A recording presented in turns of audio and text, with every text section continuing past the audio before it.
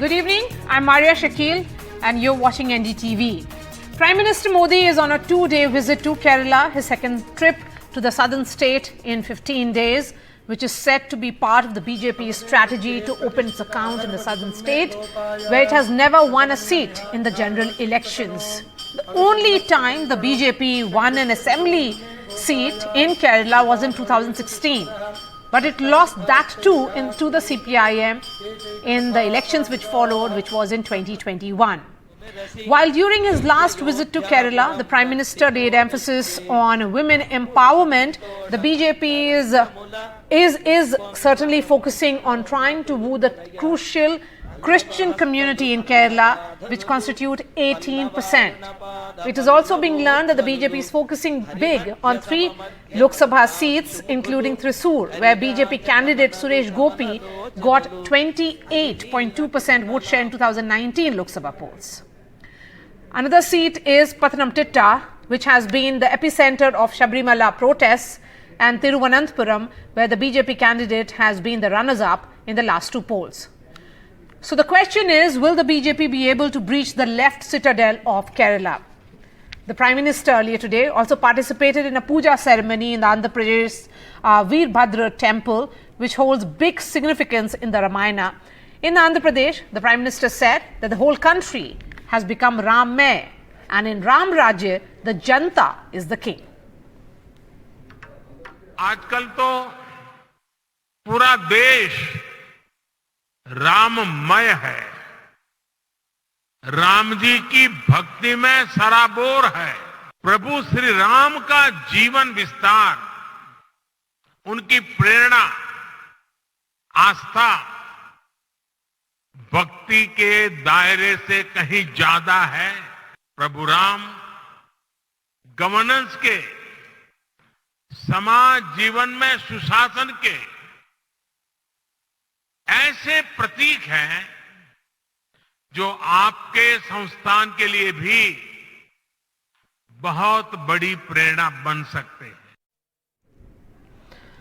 Let me bring in my guests. Mohan Kumar Mangalam is working president of Tamil Nadu Congress. We have Rachna Reddy, spokesperson of the BJP. Also, Dr. Sumant Raman is a political analyst, senior journalist. Professor Dinesh Varshne is a senior leader of the CPI, and Sridhar Reddy is spokesperson of the BRS. Let me begin with Professor Varshne. Professor Varshne, I'm sure there is some calculation that the BJP has done. That is the reason why we are seeing the Prime Minister not once but twice in matter of just 15 days in Kerala. Is the left worried? Look, Maria, we are not worried at all, because we have progressed very well. We have led the Kerala to one of the most successful stories of the entire Indian states. Whether be it education, be it a treatment of the corona, be it a development of the infrastructure, be it a development of Kerala state own fiber network, everything. And where does Modi ji, each and social, economic and political formations. Whenever the ruler is failed economically the nation, politically the nation, culturally the nation, he will always take the shelter of religion.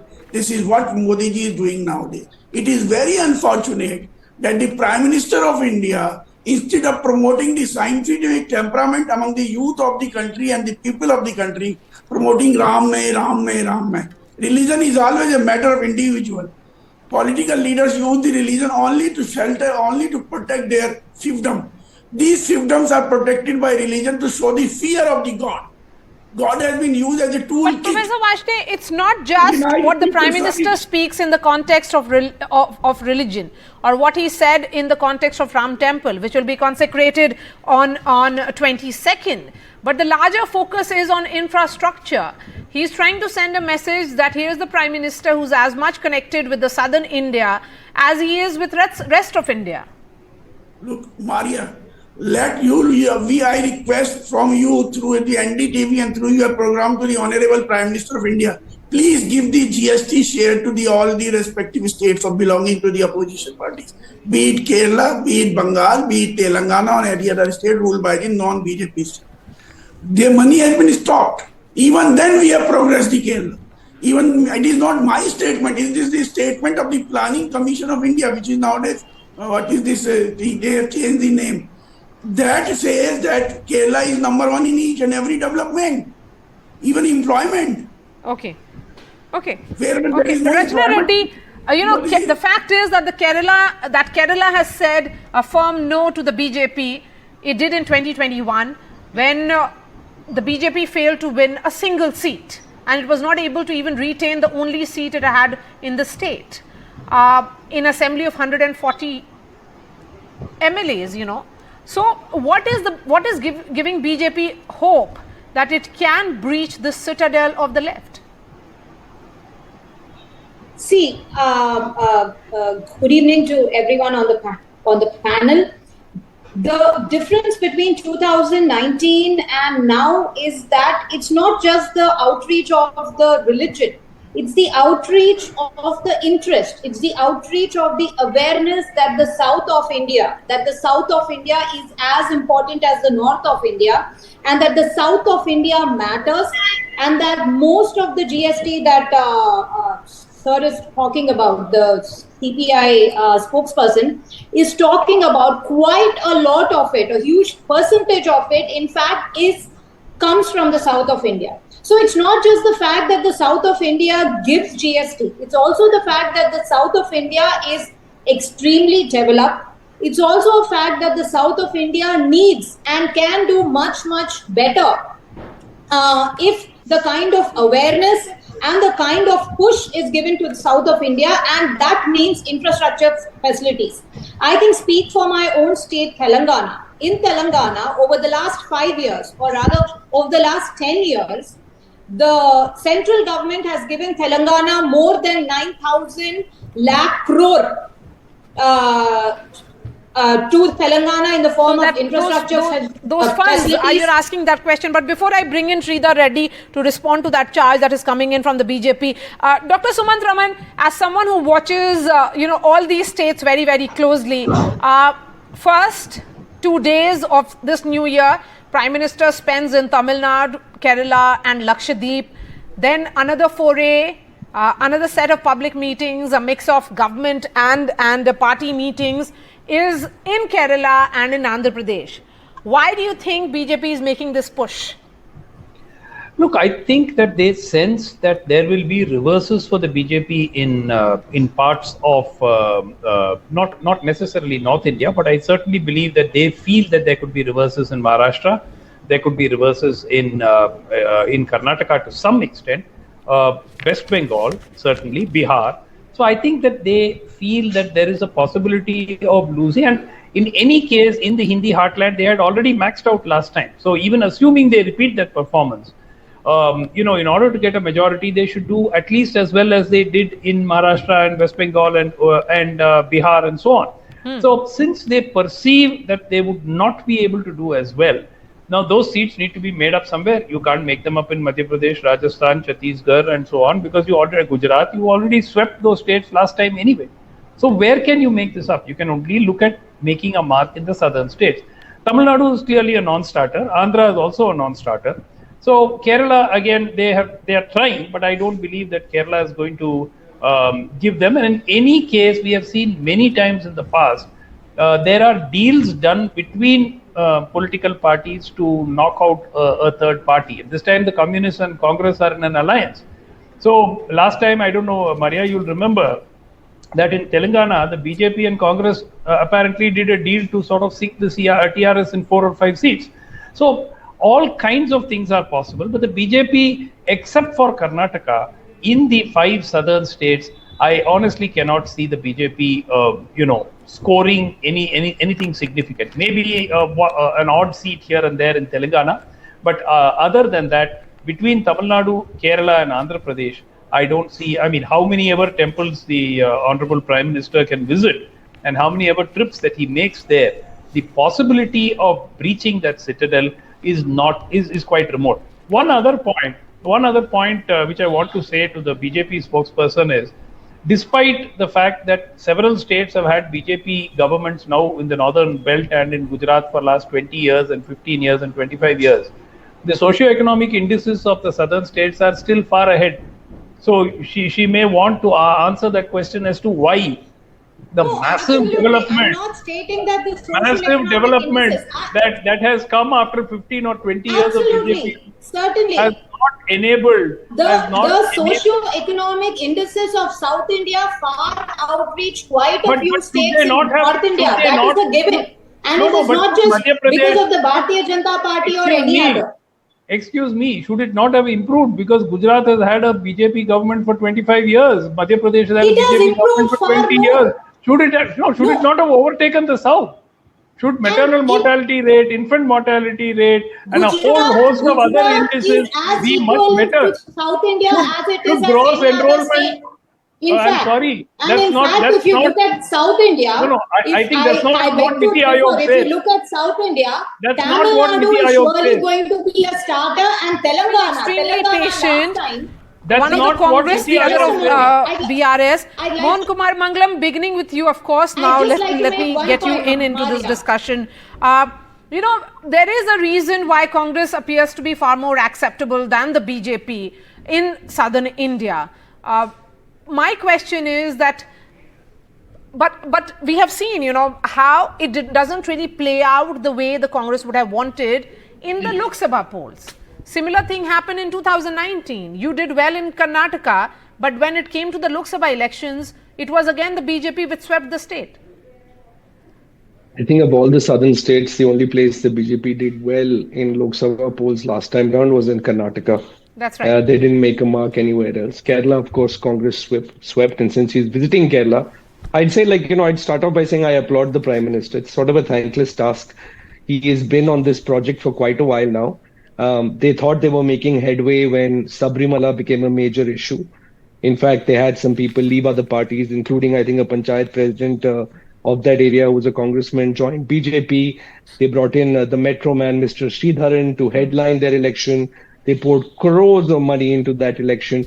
And yet it was Mr. Sridharan himself who, after the election, came out and said that there is no way BJP can ever make gains in Kerala. And that's been the story for a while. In 2021, Mr. Modi started what ostensibly, I guess, is the Christian project for himself in Kerala. He, called the Pope, visited the Pope. Unfortunately for him, the Sarsang Chalak of the RSS at the same time started to make commentary about conversions, which is traditionally what the BJP has been talking about when it comes to Christian minorities, to vilify them. And then you had a legislature in Madhya Pradesh who said, no fathers in this country, Father Mukt Bharat, or something of the sort, which made things worse. The ethnic strife in Manipur, where it just so happens that the Kukis on one side are majoritarily Christian, has also caused a big problem to their Christian project in Kerala.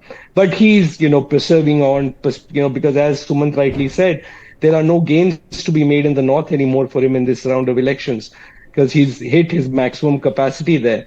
The only way BJP can make up for any obvious losses that would happen in the north or the east or the southeast corridors would be to come to these states where right now BJP has absolutely no scope as it looks. I mean, and another part of this sort of Christian project that he's run is doing things like, encouraging a movie like the Kerala Story that vilifies the entire state of Kerala, making it tax-free in Madhya Pradesh and Uttar Pradesh.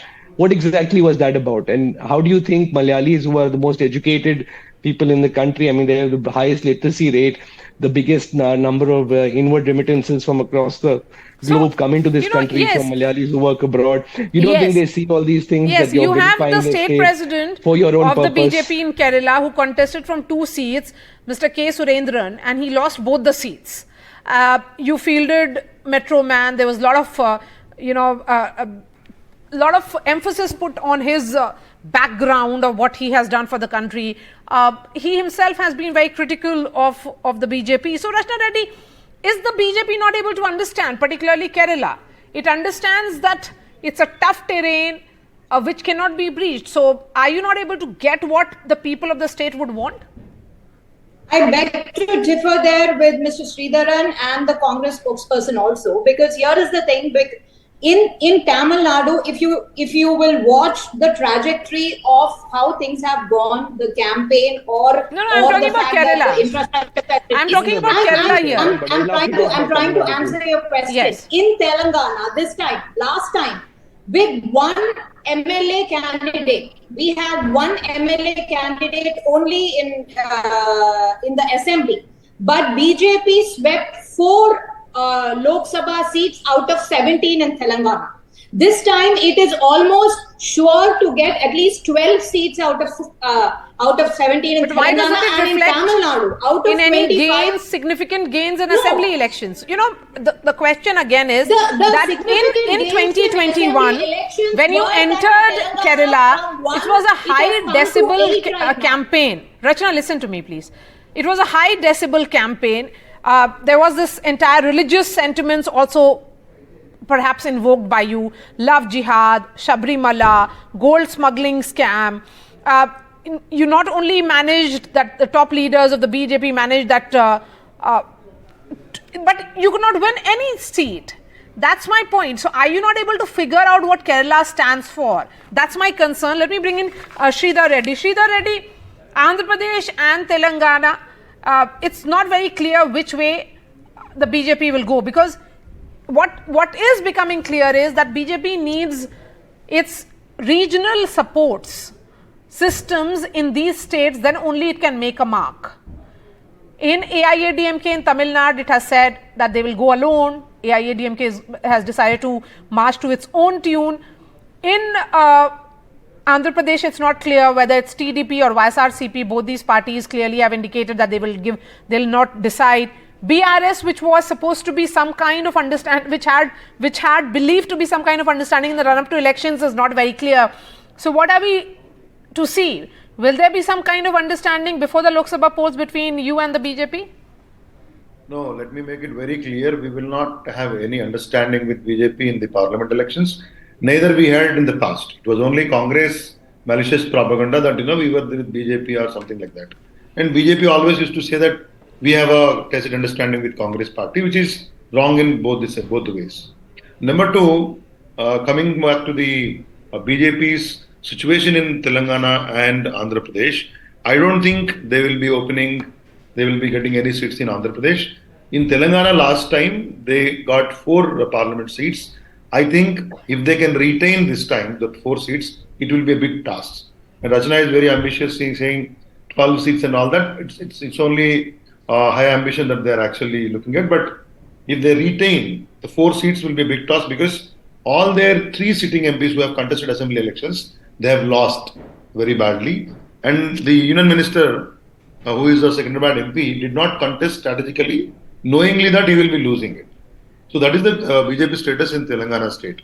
And coming to the Prime Minister's tour to Kerala and Andhra Pradesh, before that Lakshadweep and all that, Kerala for the second time in a fortnight, this is more of like a look south policy, because they know this Ram Mandir consecration and all that has really definitely give them an advantage in North India or in the heartland, but certainly not in the South India. They have understood very clearly with Karnataka result.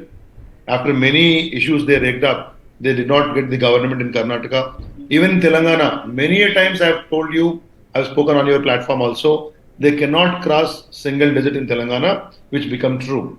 Now, just to get this influence over the South India, Honorable Prime Minister is trying to do all this, visits to the temples and etc. While we don't want to undermine the importance of the inauguration of development projects here and there, but actually, is the tour happening on the sidelines of the inaugurations, or the inaugurations are happening on the sidelines of the puja and other temple visits? We really surprised to see this. But however, South India, as Mr. Raman was saying, we are far ahead in many social and development indicators, and people are more active, more understanding here. We see religion different from the politics here. Okay, let me start wrapping up this discussion, and I'm going to begin with you, Rachna. Go ahead. This religious outlook is not going to be any greater. So this look south policy, what is giving BJP hope? If there are concerns that these states have over GST payments, which they feel, you can give a different set of statistics that they are not being given, GST payments. There are concerns that they are doing far better than most of the North Indian states. Then why should they look at BJP favorably? Here is the thing, Maria. Mr. Sridhar Reddy is right on the fact that in South India, religion and politics is looked at differently. I mean, they don't go in the same boat together. But however, having said that, the infrastructure push that has happened in the last 5 years, especially South coordinated and South centric itself, leads to the fact that parties such as the BRS, who have lost badly in the assembly elections, they have no role to play in Lok Sabha at all. I mean, see, regional satraps have a role to play only as far as the fact that they win their own states. They win or they are in power in their own states. Right now, the role of regional satraps, if you see DMK, BRS, or any other regional satrap, unless they win their own states, their role in the parliament is a zero. It is always going to be a Congress versus BJP and now so-called India Alliance, which has not even formed yet. So the fact of South push is not a okay. Will it be fair then? Will it be fair then, Dr. Sumant Raman, to say that as far as the opposition space is concerned in these states, the BJP is in the opposition? Last time as well. I don't think they are even the principal opposition party in most of these states. They are one of the opposition parties in most of these states. They are not the principal opposition party except in Karnataka. Now, you have to also understand this whole thing that development push. Karnataka government says stepmotherly treatment. When they wanted rice, central government is not giving. Then they wanted, but Tamil Nadu government says we have a cyclone, please release some fund from NDRF. From NDRF, nothing is released except what is an installment for which is part due to the state itself is given and said we have given you 490 crore. See, the point is, Maria, an All India Institute of Medical Sciences was promised for Madurai ages ago. The DMK, Mr. Udayanidhi Stalin, carries a brick and goes around on his campaign saying, where is the aims? This brick is all that is there. Nothing is there. Nothing has been built. He has been doing it for last 3-4 years. Till today, there is not a single building standing there. What development are these people talking about? I am amazed that they are saying that they have invested hugely in development. Had they invested hugely, not even hugely, had they invested in development of the southern states significantly, I am sure the BJP would have gained significant amount of traction. People here simply do not relate to Hindutva. They relate much better to development and to projects, and we have not seen those projects on the ground at any accelerated pace. That is something that is completely difficult for anybody to refute. Had the BJP done that, I'm sure they would be... Mohan Kumar Mangalam, would you add? I'll just add one point to what Suman said, which is that the share of taxes that are obtained by the central government devolved to the states, in particular for Kerala, has fallen from 3.88% down to 1.93% in the 15th Finance Commission. And 1.93% is less than Kerala's share in India's population, which is 2.6% as per the 2021 survey. So now this state's share of taxes is less than its share of population. There is something seriously wrong with the way taxes are being devolved to the southern states. There is a rising chorus amongst all representatives from southern states saying that the 16th Finance Commission has to fix these errors. And no amount of rallies or foundation stone layings is going to fix this issue. The Prime Minister, if he is serious about making inroads into the South, it should be more than just talk about development politics and more than just laying foundation stones and announcements. It has to be around fixing this structural problem. All right. Thank you so much for joining us. Mohan Kumar Mangalam, Rachna Reddy, Dr. Sumant Raman, Professor Vashne and Sridhar Reddy. Of course, this is a look south that the BJP is aiming for.